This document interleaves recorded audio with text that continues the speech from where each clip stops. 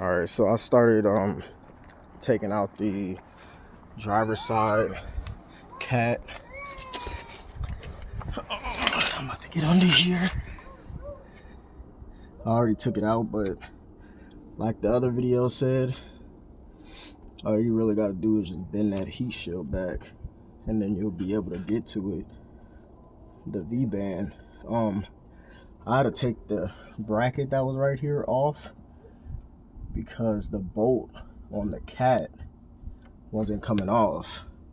So I had to take the whole bracket off. From the angle that it was at, let me show you. From the angle, because it was in like this. So this bolt was like on the back side, so I couldn't reach it. So I just had to take the whole bracket off of the transmission. It looked like it was on.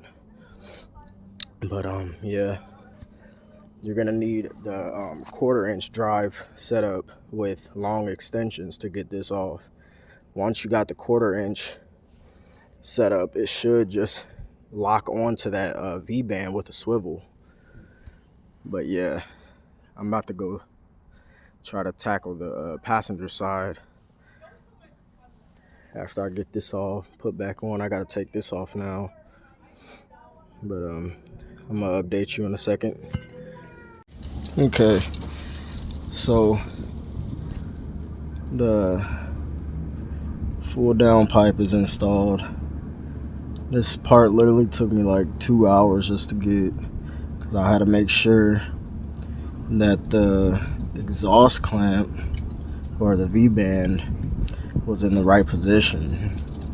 So that took me like 2 hours just finagling it and trying to get that clamp on in the right spot. But that's the driver's side. It's done. That took too long. Literally 3 hours later, got the freaking passenger side off. Bro, this was literally terrible. I had to break this bolt, or the heat shield where the bolt is, because I didn't have anything that could take it out. But I literally just beat that up, beat it up over here, made it touch the firewall, and then I was able to get that V-band bolt out. Well, yeah, 3 hours later, now just to put the downpipe in and I'm gonna be done. All right, y'all. So all I did on the passenger side is made sure that the V-band was sitting flush around both the turbo and the downpipe. You gotta keep wiggling it and doing whatever you gotta do to make it sit flush. But right now, I think it's on good. I'm about to try to put the bolt in there. I haven't done that yet. Try to put the bolt in there and see where it goes from here. But I'll keep y'all updated.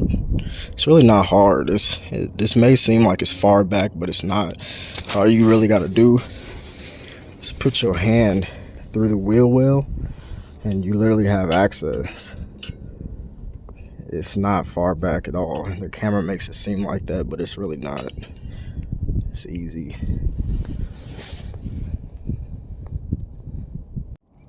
Alright, y'all, she finished. I just gotta bend these heat shields back so my wastegates don't take a hit, and I'm good to go. It only took 4 days, you know, nothing major. But I'm about to take the car down, give me a little sound clip. Yes, sir. I had to use, basically the tools that I use were like long pry bars. I got that super long extension.